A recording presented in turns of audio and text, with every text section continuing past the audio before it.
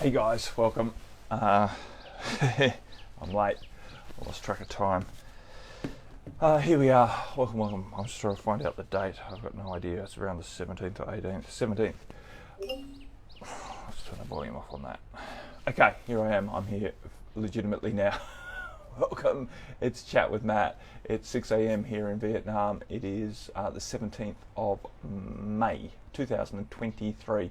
I'm sitting out on a little, well, you could call it a balcony, I guess. I've climbed out a window onto a little platform hanging on the side of our accommodation here in An Beach near Hoi An.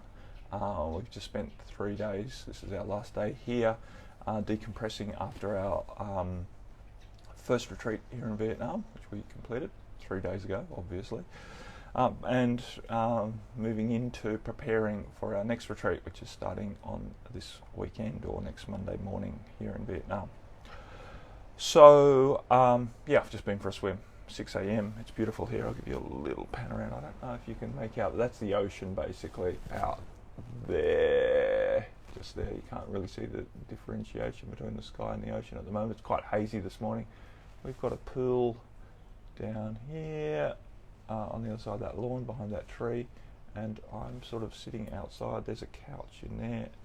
There's our bedroom in there, and the rest of the house is out here and down there. It's all sort of open air. It's quite an interesting house, rather recycled timbers and big thick stone or concrete walls. Anyway, it's been interesting, and we've had a good time. We went out snorkeling yesterday at Charm Island, which is 15 kilometres over there, out off the coast. Amazing.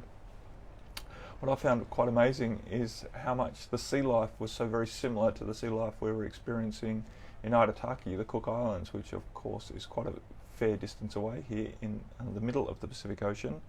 And we're over here very much on the edge of the Pacific Ocean in the South China Sea. And yet sea life looked very, very similar. Parrotfish similar, angelfish similar, little clownfish similar, the 5-thing blue starfish exactly the same, urchins the same, all sorts of things, corals, you know, to the layman, e.g. me, looked very, very similar. There's probably some genetic differences, of course, but yeah, I guess it's all connected, isn't it? The sea's all connected, currents go here and there, so why not? But yeah. Anywho's, so that was the thing. I'm a little bit sun-kissed, especially on the top of my head, but it'll be okay. And this is Chat with Matt. I'm open to talk. I was trying to get Facebook open to whatever you might be wishing to talk about. Chat with Matt is now. Yes, thank you. My calendar telling me what's going on, which is useful, but not nearly so useful when you're having a swim in the ocean and you lose track of time. It doesn't matter that your calendar's binging at you, telling you that it's time to get a wiggle on. Anyways, what does it matter? Time. It's pretty illusory anyway. There's me on live, but I was just trying to see if anyone did write in anything ahead of time. When I looked this morning at 5, no one had, and it's still the same. So there you go. What are we going to talk about? Maybe I'll have a drink and wash some of the salt out of my...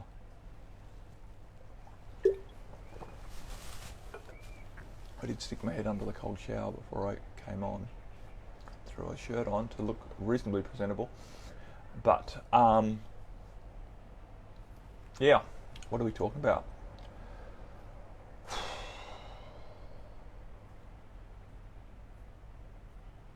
I think one of the biggest things today, and this is what we've been talking about in our group, the Montara Transformation Empowerment Support Community, is this idea of feeling okay around feeling non-functional.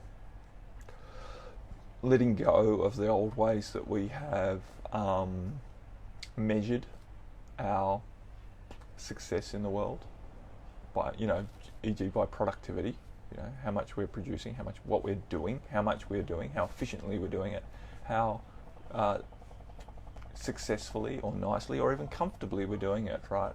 How good we are at doing things, has been a big way that we find satisfaction and comfort, and that we create the conditions where we feel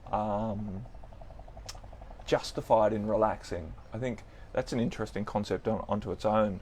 The idea that we have to justify our choice.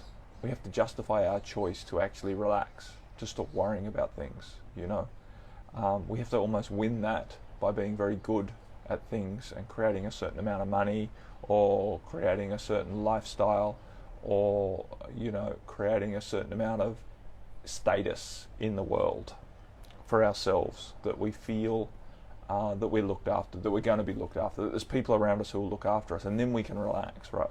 There's all of this stress, work to achieve a certain outcome that then warrants or justifies our choice to relax, to stop worrying, to take a breath. So it's time to get out of that, right? Because it's nearly impossible.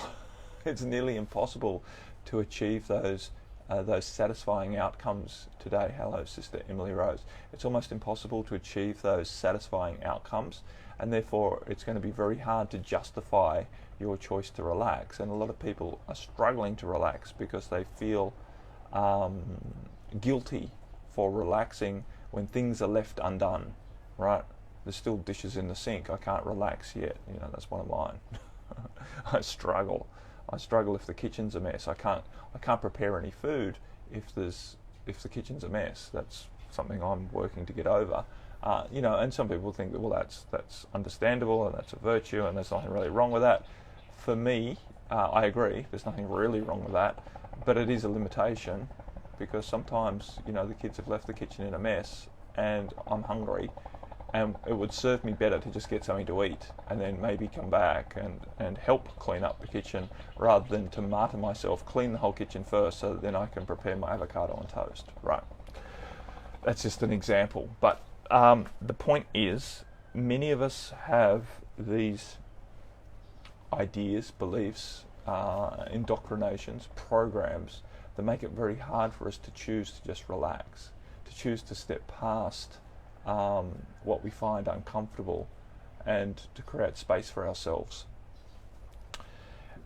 And it's time for us to get over that shit. It really is. It's time for us to empower ourselves to be able to make conscious choice about staying relaxed the majority of the time. I'll remind you again that relaxed is not lying in a hammock sipping pina coladas in a warm tropical climate like I'm in right now under that there bougainvillea or frangipani tree. It's not. Relaxation is a choice to maintain an expansive energy field, right? It's a choice to not be in a stressed state, to not be contracted, to not be triggering alarm bells inside of you that are trying to fix things because you feel that you're in danger otherwise. Relax is the ability to breathe deep and to stay open to your intuitive guidance, to stay open to the more subtle influences that are coming your way in terms of guidance and in terms of deeper knowing.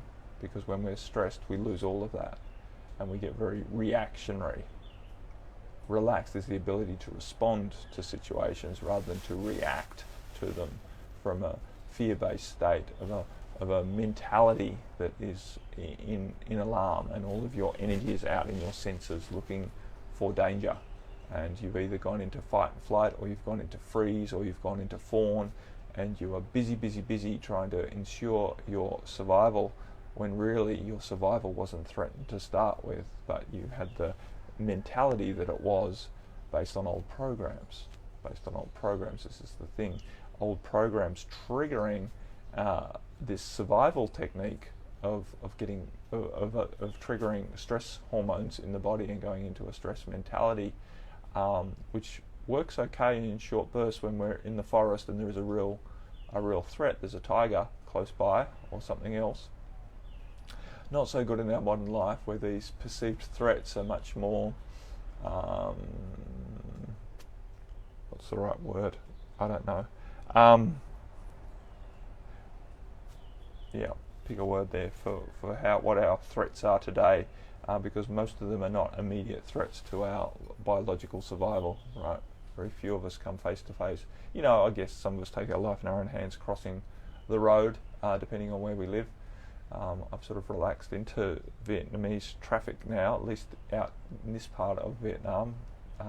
It seems quite chaotic, but yet you don't see many, I haven't seen any accidents, and they seem quite considerate, even though it's quite chaotic. So it's okay to cut the corner by 30 or 40 metres and go onto the wrong side of the road, face head-on traffic to go around the corner, and everyone seems to be able to tolerate that. That seems normal, even though to my mind that's a recipe for disaster. They seem to be able to cope with that. So therefore, after a period of time and witnessing, being aware of how these things still manage to function, even though they're not functioning in logical order the way that I've been programmed and seen it happen historically in my driving culture, I can relax into being in allowance of how they do things. This is the point, right? At first it's alarming, first it's amusing, then it's alarming, and then you relax into accepting it as normal. This is how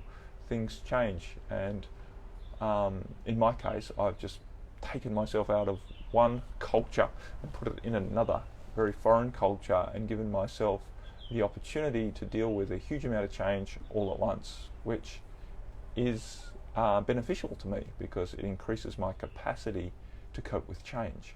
This is one of the real benefits I feel in travelling, especially travelling far and wide. Well, it doesn't have to be far, but at least really travelling to cultures or environments that you are very much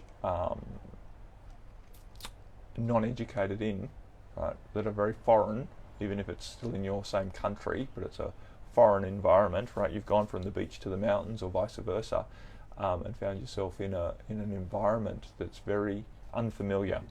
I think putting ourselves in the unfamiliar gives us a great opportunity to stretch our capacity to relax through change and to accept the process of change, and to strengthen our ability to flow with a change, which is, I feel, going to be a very beneficial ability moving forward on this planet as our society is in flux right now, and many things are changing fundamentally as well as on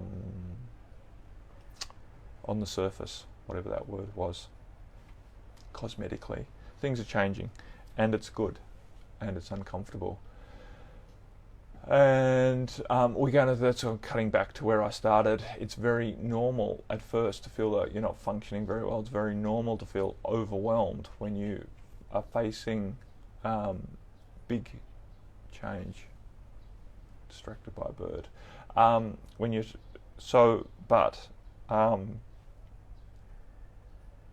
It's not necessarily bad and wrong to be in a state where you're not functioning as you normally do. I think one of the ways that I've found solace in my stressed out states or in my non-functional states is to keep reminding myself that as the being here on the planet, I'm functioning. As a conduit of energy, I'm functioning, right?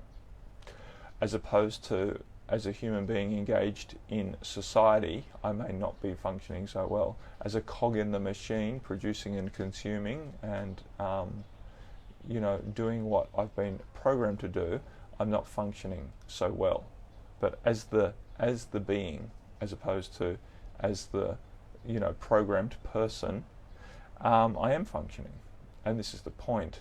So it's beautiful glow in the sky here, Em, because it's still sort of dawnish, and there's quite a haze on the horizon. I guess it's just the function of both the humidity here and probably the much denser population.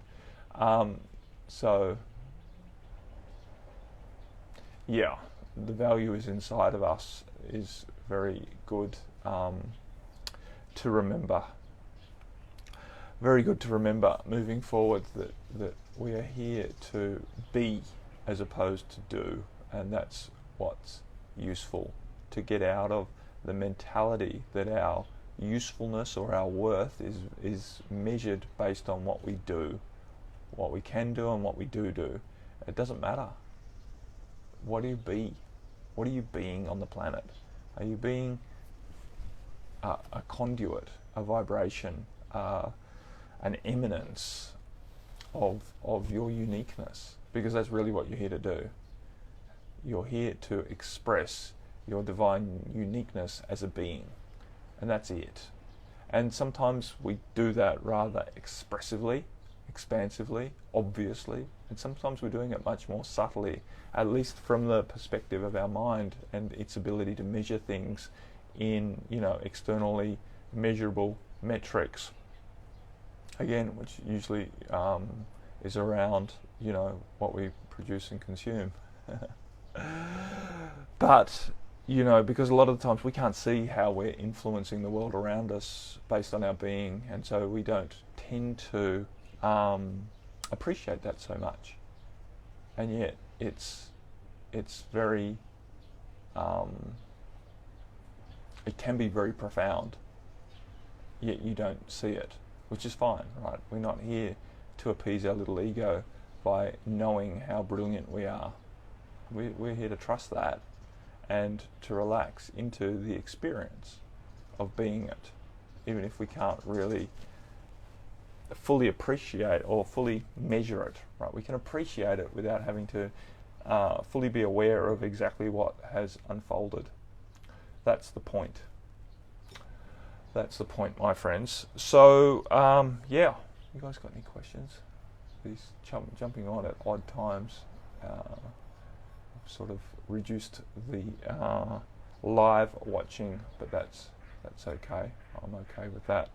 I'll still show up as best I can.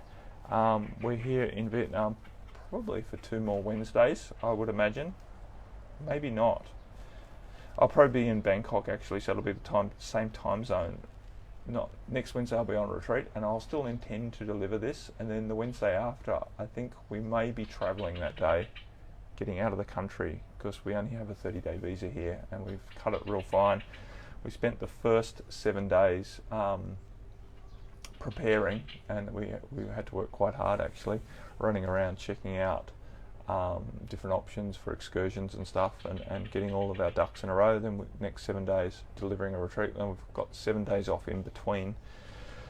We spent a couple of days decompressing, although we have at the same time gone on 2 potential excursions, one out to my son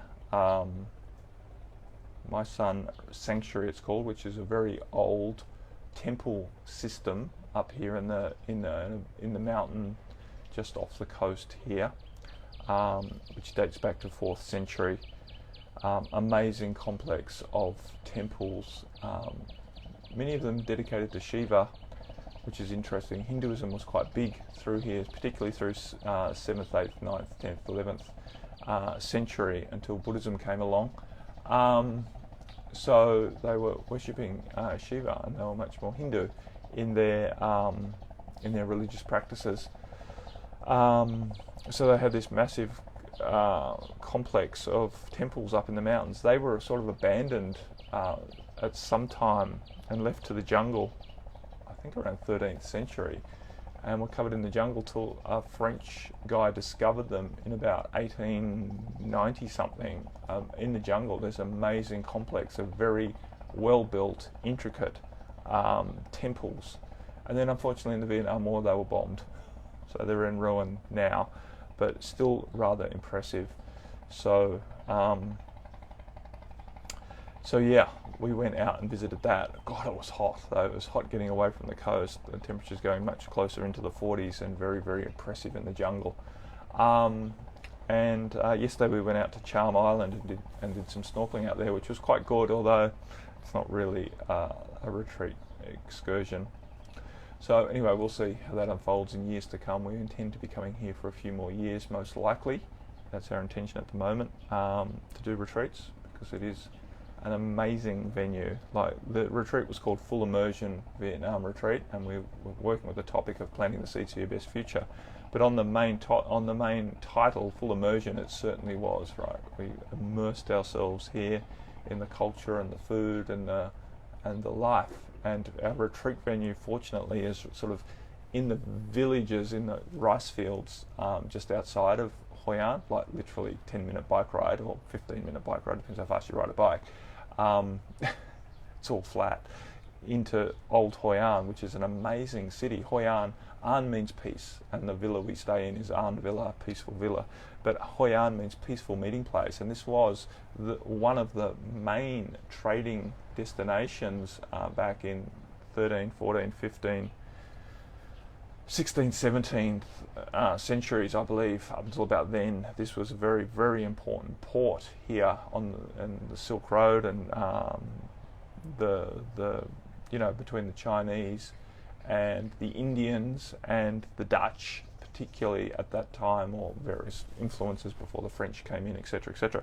But and then the river silted up here, and so in Hoi An, and so the port sort of fell into disuse, and the village, the old town of Hoi An was pretty much abandoned. Not abandoned, but no infrastructure improvements, no injection of capital. So it's original from at least sort of 200 years ago, right up until the 90s, until again a different French guy started injecting some capital in here and recognising the cultural significance of this place, and it became a UNESCO World Heritage Site, and tourism came in and revived this part of the world.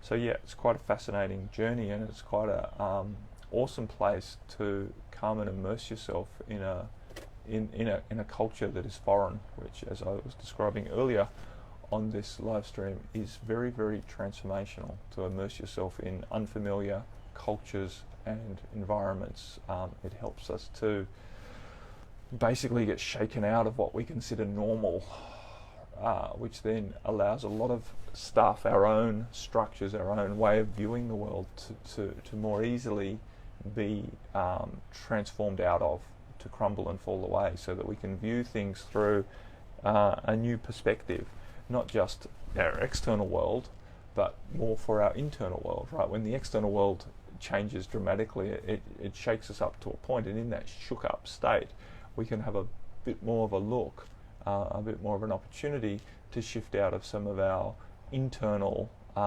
states of normality, which are in general all programmed. I'm going to read what M wrote. To be honest, Matt, right now I'm so much outside myself, changes needing to deal with government systems and doctors right now.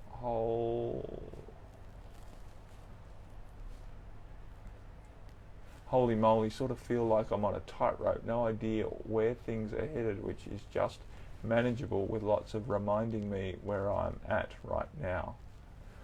Yeah, awesome, M. So you're having a similar experience without needing to travel. Things are shook up, and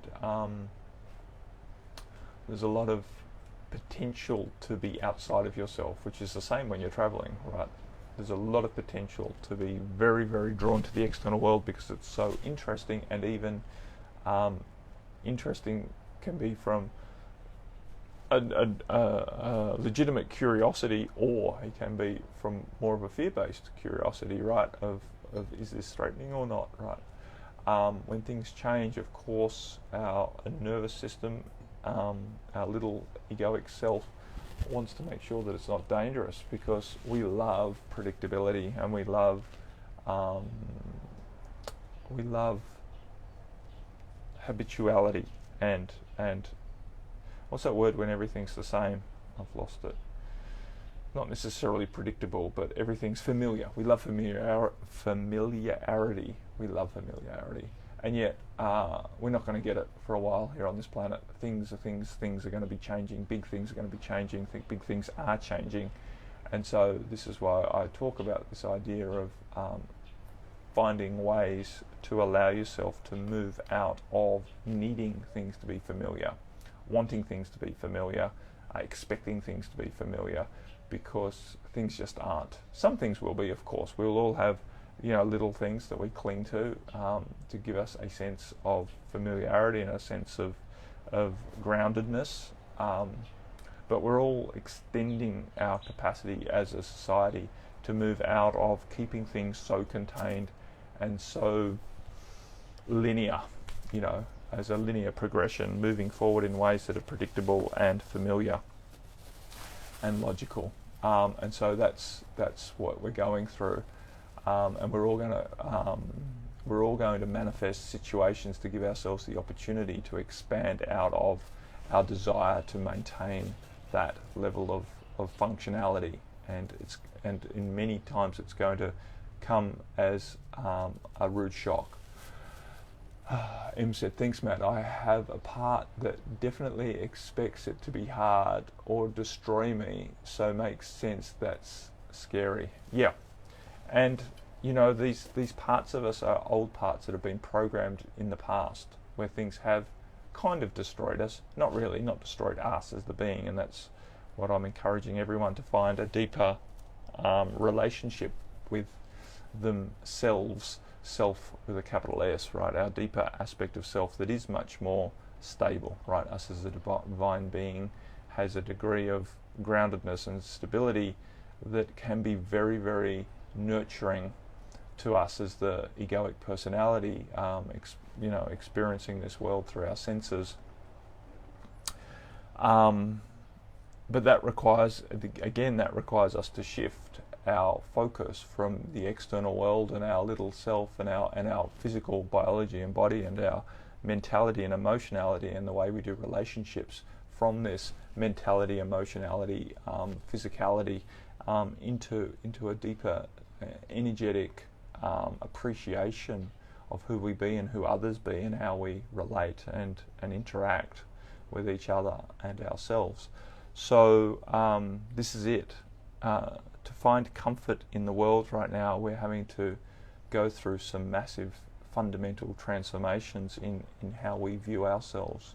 Because if we want to keep viewing ourselves purely in sort of the older way of being completely identified with the physicality and the emotionality, mentality, we're going to suffer, because all of that is in a great state of flux. And to find more capacity for peace and trust, we need to go inward. We need to significantly go inward. And now's the time to be doing our practices as best that we can. Even though there are certain influences that are making it hard to sit still, hard to focus the mind, it doesn't matter. It doesn't matter. Do whatever you need to do.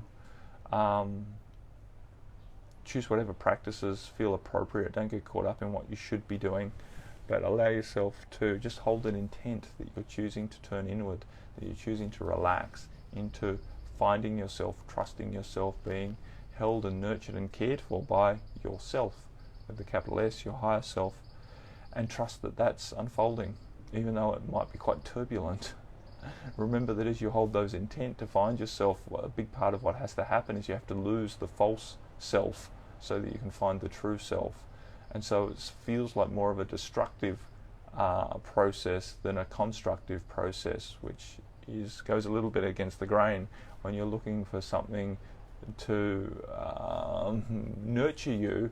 One of the first things you have to do is let go of the part that antagonizes you, which feels like you're losing even more stability goes away. So it feels like you're asking for help, and it seems that you're being punished, but you're not. You're being helped. It just feels like a punishment. It just feels like a loss.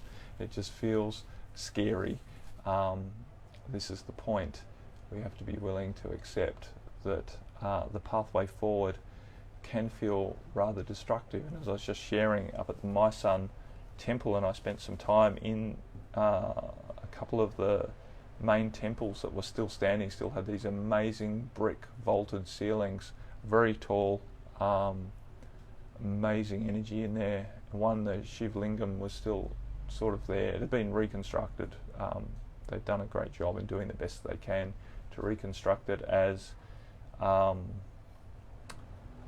authentically as they can, not completely reconstructed, but just put things back a little bit, and to give people an idea. But the vibration in this Shiva temple, right? Shiva, the aspect of God that is the destroyer, right? Destroying the old, making way for the new. So the vibration was just immense in there. It was so very liberating, right? Shiva's also the liberator, liberating us from our delusion as we destroy our sense of the small world. So M said, I'm allowing the story of my life. I'm allowing the story of my life is not what I want it to be, that it all went wrong to be let go and rearrange to what is, and pause in acceptance. Yeah, acceptance is definitely the pathway forward to allowing that rearrange to occur, because we can't do it from desperation. We can't do it from an idea that, you know, everything's wrong and we need to fix it. It's not going to work. It creates too much stress in the field. The level of transformation that we're all going through is not in any way of the same ilk or the same magnitude as solving problems in the external world the way we've been trained to do it. You know, identify the problem, work hard, or think of a solution, work hard to achieve a solution, enjoy the outcome. That's not what we're doing here. It won't work that way. That's not how we do spiritual evolution. There's no problem to start with, so there's no solution. Well, there's a pathway, and that basically is to relax into acceptance and to hold intent, to expand out of the narrowness of our current perspectives, so that things can naturally present in ways that we can appreciate from a more expansive perspective. And in that appreciation of the more expansive perspective, our whole reality changes, because we are now viewing it in a more encompassing, a more potentially grounded way.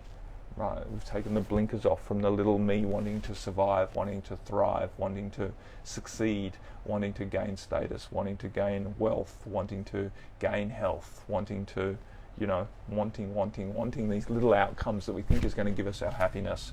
And instead we choose to align with a much deeper form of happiness, and then relax into allowing that to express out through us, which is far more joyful and far more expansively satisfying than the satisfaction that comes from this little mind. Yeah, I lost track of time. I was 5 minutes late getting on, Susie. I was sort of still swimming in the ocean, and then realised, oh, that's right.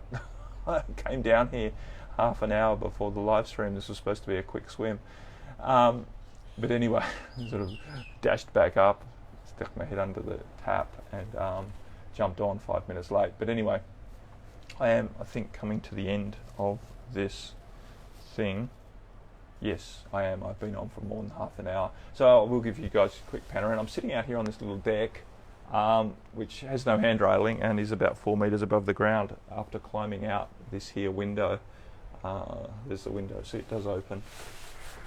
I closed it because I thought Marie might come home, but she hasn't. Yeah, and there's our bedroom in there. There you go. And our pool is over there. It's kind of runs, it's a long thin pool, and it's half undercover, which is really good because the water stays cool, which is a good thing over here, because most of the pools, they're so hot, because the ambience is so warm. We're heading for a top of 39 again today, and we've got about 3 or 4 days in a row now that are going to be hot, and it will end in some thunderstorms, and then it will cool down, and hopefully it'll be a bit cooler by the time our retreat participants arrive. But we will see. So yeah, we're getting ready for some scorches over the next few days. After enjoying the relatively cool of 32, 33, we're heading back up towards 39. So that will be testing for us non-locals. Anywho's, much love to you all, my friends. If you have any questions, comments or concerns, feel free to reach out. We are here to serve you as best that we can. albeit a little bit distracted, a little bit engaged in delivering a retreat next week. But other than that, we're doing our best to still do sessions and stuff. I've got several sessions on tomorrow. Yeah, the doors are still open for business. Just having to dance in around different time zones and etc. etc. So, my friends, much love. Look forward to speaking to you again next week, probably from the little deck before I deliver the meditation at the retreat, the little deck over the pond at our retreat venue. Yeah, stay relaxed as best you can. Just keep choosing to remind yourself it's okay.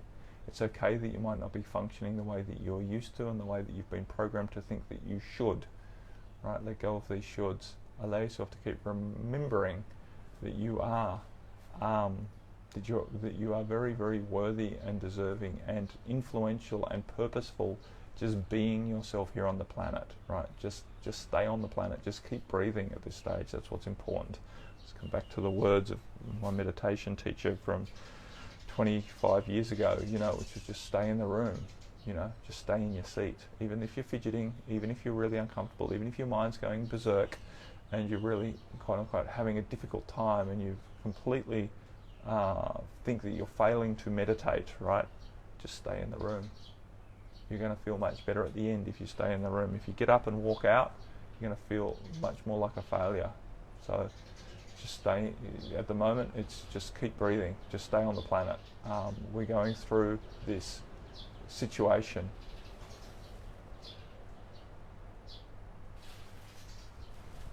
Susie said, take care, enjoy. Far out, had a run in with a quote unquote friend yesterday. Very weird. Yeah, this is happening. I've had a couple of people report the same things. A lot of old relationships are being very well tested at the moment. And a lot of people are feeling very, very fractious and antagonistic and have an inability to relax into acceptance and to relax into civility, being civil.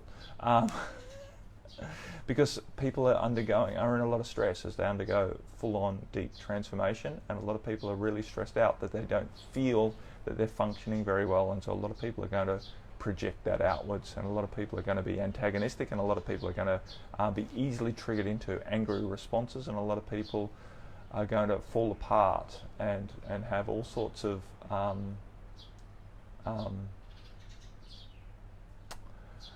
unpleasant reactions to various situations. Im said, I don't know why it's so comfortable to hear that advice. Just stay on the planet and breathe right now. It's very helpful advice in my mind. Yeah, because I'll tell you why you find it helpful, Em, because it takes the pressure off the idea that you're supposed to be solving a problem right now, that you're supposed to be fixing yourself, that you're supposed to be expanding how you act in the world right now. That you're supposed to be stepping up as a leader or any of that sort of advice. You are, when you choose to stay on planet and relax, you are becoming a leader, but you don't need to step up into being the leader. You don't need to, find the soapbox. You don't need to, launch your healing practice or anything like that. Yeah, you can.